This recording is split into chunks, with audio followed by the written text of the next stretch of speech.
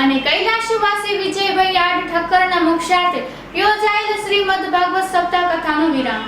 ગઢશીશામાં દેવી શ્રી ચંદુમાના સાનિધ્યમાં અને કૈલાશવાસી વિજયભાઈ આડ ઠક્કરના મુખ્યાર્થે યોજાયેલ શ્રીમદ ભાગવત સપ્તાહ કથાના યજમાન પરિવારના ગંગા સ્વરૂપ ઉષામાં અને પરિવારના દીપકભાઈ ઠક્કર અને હિરેનભાઈ ઠક્કર સહ પરિવાર દ્વારા હવન કરીને કથાને વિરામ આપ્યો હતો. તેમજ કથામાં ગઢશીશા તેમજ ગઢશીશા વિસ્તારના 50 ગામના સમસ્ત સનાતન સમાજના ભાઈઓ બહેનો અને સ્વયંસેવકોએ તેમજ જે કોઈ સેવા આપી હતી તેમનો આભાર વ્યક્ત કર્યો હતો. સદા ભવાની સાય રહો, સન્મુખ રહે જો ગણેશ, પંચદેવ રક્ષા કરો, તંબા બ્રહ્મા વિષ્ણુ મહેશ. कबीर कहे कमाल को सीख ले जग में दो बात, कर सायब की बंदगी और भूख्या को दे अन्न. बोलो अम्बे मात की जय. પરમ પૂજ્ય માં અંબામાં ના ચરણમાં હું કોટી કોટી વંદન કરું છું. હે માં અંબામાં જય અંબે, જય ભવાની, જય અંબે, જય ભવાની. સર્વે ભક્તોને મારા જય અંબે, જય ભવાની. આજે ગઢશીશામાં અંબામાના આશીર્વાદથી 7 દિવસ થયા આજે પૂરા. પરમ પૂજ્ય વંદનીય જિગ્નેશ દાદાની કથા આપણા ગામમાં ચાલે છે ગઢશીશામાં. તો ખરેખર આપણા સનાતન સમાજના સર્વે ભક્તોને ખૂબ ખૂબ ધન્યવાદ છે. ગઢશીશાને ધન્યવાદ છે.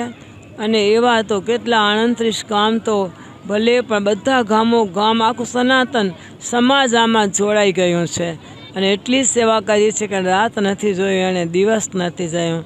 ખરેખર ખૂબ ખૂબ બધાને ધન્યવાદ છે. હું બધાનો ખૂબ ખૂબ આભાર માનું છું કે આટલી બધી તમે રાત ન જોઈ, દિવસ ન જોયું. બિચારા કેટલી સેવા કરી છે.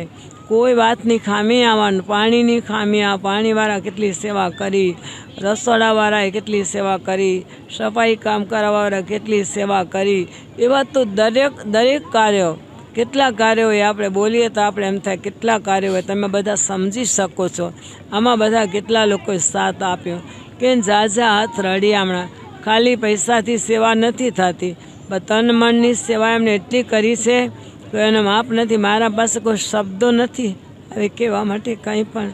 એટલી તો આપણા ગઢશીશાના અને દરેક સમાજો, સનાતન સમાજના ગામના ભક્તો ઉમટી પડ્યા. અને ગઢશીશા તો શું સેવા કરી છે એનું વર્ણન ના કરી શકાય મારાથી.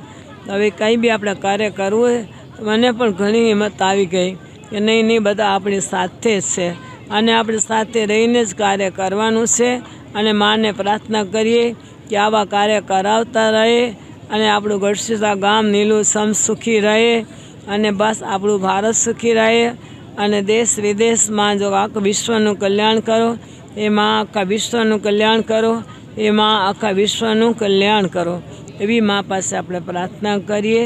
અને હિરેનભાઈ અને દીપકભાઈ વિશે તો હું શું વાત કરું. અને અમારા વિજયકુમાર ઉષામાં, વિજયકુમાર ઠક્કર ના સુપુત્ર હિરેનભાઈ અને આપણા દીપકભાઈ, એની પુત્ર વધુઓ ચેતના બહુ અને પૂજા બહુ, એના પરિવાર અંજલિ, શિવા, તુલસી અને નંદ. તો ખરેખર બધા એટલા સેવામાં હતા. એમને પણ ખૂબ ખૂબ ધન્યવાદ છે. આજે ડોંગર મહારાજની કથા હતી તો ગામના લોકો યાદ કરતા હતા કે માં ડોંગર મહારાજની કથા હતી, એવી કથા થશે એવું લાગે છે. આખા ગામની વાણી હતી.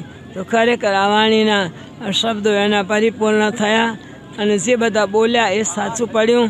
અને એમ છોકરાઓને એમના અમારા વિજયકુમારને બધાને ખૂબ ખૂબ ધન્યવાદ છે કે આટલી સેવા ગઢશીશામાં કરી અને ગામનું નામ, પોતાનું નામ અમર કર્યું અને ગામને દીપાવ્યું અને માનું નામ રોશન કર્યું. જય અંબે, જય ભવાની, જય અંબે, જય ભવાની. માં ખૂબ શક્તિ એમને આપે અને સદાય આવા કાર્યો કરતા રહે એવા મારા અંતરના આશીર્વાદ. અને જે બધાએ સેવા કરી છે ભક્તોએ, એમાં સનાતન સમાજના સર્વે ભક્તોને મારા ખૂબ ખૂબ અંતરના આશીર્વાદ છે. હું માને પ્રાર્થના કરું, માં તમને બધાને સુખી રાખે અને આવી સેવા કરાવતા રહે એવી મા પાસે મારી પ્રાર્થના છે. जय अम्बे, जय भवानी, जय अम्बे, जय भवानी। અંબે માત કી જય। માનો એવો હુકમ હતો, માને કંઈક એવી ઈચ્છા હશે કે માં સંત પાસે મેં એવું વાંચ્યું છે કે સંત પાસે કે ગુરુ પાસે કાંઈ પણ એવું કાર્ય કરીએ તો સ્વર્ગની 100 કપિલા ગાયોનો દાન આપીએ એટલું ફળ મળે છે। તો મને એમ થયું કે આપણા ગુરુ માં છે, તો દીપા કિરણના ગુરુ, એના પપ્પાના ગુરુ, મારા ગુરુ, તો આપણે મા પાસે કાર્ય કરીએ। તો મા પાસે કાર્ય કરીએ, કેટલા જીવના આશીર્વાદ મળે, માં ખુશ થાય તો જગદંબા ચંદુ માની દીકરી માં ખુશ થાય, જગદંબા માં ખુશ થાય, આટલા જીવો વિરાટ સૃષ્ટિ છે એ ખુશ થાય। અને બધા એમ સમજતા હતા અમને કે તમે બધા અમારા મુખ્ય યજમાન જ છો, તમારો ઘરનો જ કાર્ય છે, અને અમે એમ જ કહેતા હતા કે તમે બધા જ મુખ્ય યજમાન છો અને તમારા જ ઘરનું કાર્ય સમજીને જ તમે કામ કર્યું છે। અમે નથી કહેતા, ઉપરવાળા દેવતાઓ પણ કહેતા હશે ને ને ફૂલની વૃષ્ટિ કરતા હશે, કારણ કે પરમાર્થ માટે જે કરે ને વિષ્ણુના અવતાર જ છે। વિષ્ણુ ભગવાનને ગોતવા નથી પડતા, જે પરમાર્થનો કાર્ય કરે એ વિષ્ણુના જ અવતાર છે। કેવો પોતાનું ઘર સમજી, કોઈ પાણીની ખોટ નહીં, કોઈ લાઇનની ખોટ નહીં, કોઈ રસોઈની ખોટ નહીં, બધું શાંતિથી, અવાજ નહીં, કાંઈ નહીં, 1:30-2 વાગે તો બધું પૂરું।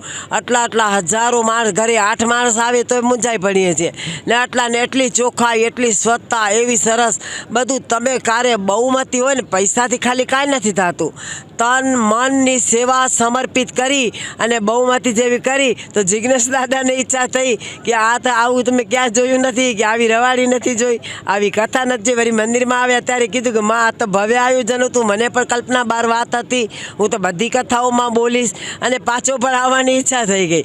ભલે એ તો હુકમ, ભગવાનનો હુકમની વાત છે, પણ આવા સંતો જો આપણા સામેથી કહે તો સમજવાનું કે દેવો જઈને બોલાવે છે, અને દેવોની જ તમારા ઉપર કૃપા થઈ છે કે આપણા ગામમાં આટલા સાધુ સંતો, જિજ્ઞેશ દાદા, અને આપણા પ્રથમ ભક્તિ સંતકર સંગા, દૂસરી રતિ મમ કથા પ્રસંગા। સંતના દ્વારે તમે આ સેવા કરી, એ તો જન્મ કાંઈ કોંગ્રેસ ભાષમ નથી, જન્મ લખાઈ જાય। 50 જન્મ તક આની સેવાઓ આપણને મળતી જ રહી, નીલા ઝાડની જેમ। એવું તમે એક આખી જિંદગીનો 50 જન્મનું તમે એક પુણ્યનું ભાથું બાંધ્યું। હું નથી કહેતી, પણ આ દેવતાઓ પણ કહેતા હશે। આવું બધું કાર્ય તમે જ્યાં હોય ત્યાં કરતા રહેજો।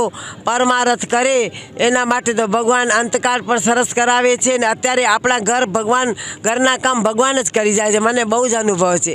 હું આ ત્યાં કરતી હું, બધા કે માતાજી 3 વાગે ઉઠી રાતના 9 વાગ્યા સુધી બધું આપને જમાડું છો ને કરું છો, તમે થાકતા નથી? પણ મારા ઘરના જો ધંધા ઓટોમેટિક હાલે છે, ઉદ્યોગપતિ બની ગયા, ઓટોમેટિક એક્સપોર્ટ માલ ચાલુ થઈ ગયા। ભગવાન આપણા ઘરની ચિંતા કરે, મારી એકની નહીં, જો સમર્પિત થઈએ અને આપણે એક જ કાર્ય ભગવાનમાં રહીએ ને, પ્રભુ સાત્વિકતા અને પવિત્રતાથી કરીએ છીએ, ને સાત્વિકતા અને પવિત્રતા ન હોય તો અમને મૃત્યુ દેજે, નહીં તો અમને સારા કામનો આદેશ દેજે। તો આવા સારા કામ આપણને માં કરાવે છે, અને કરતા કરાવે। આ માતાજી પાસે આપણે એક ઉદ્બોધન મળ્યું, અને હવે તમે ગમે અહીંયા હોય ને ત્યાં એક પીરસાવાની કે ગમે અહીંયા હોય એક સેવા તમે સ્વીકારતા લેજો। આ જન્મમાં તક મળી છે, આજ કૂતરા પાસે સેવા થશે, આપણને એને સેવા કરવી પડશે। ભેંસ પાસે થશે, ગાય પાસે થશે તો નહીં થાય। તો એક મનુષ્ય જન્મ એવો છે કે દેવોને પણ પૃથ્વીલોક ભારતમાં જન્મ લેવા દેવો પણ મથે છે। આપણને એવો જન્મ મળ્યો છે તો એક તક લેતા જાજો। ઉંમર બધાની જાય છે, બાપુએ કીધું ને સમય બધાનું જાય છે, સમયને સંભાળી લેજો। આ આપણો એક સમય ભગવાને આપણને આપ્યો હતો।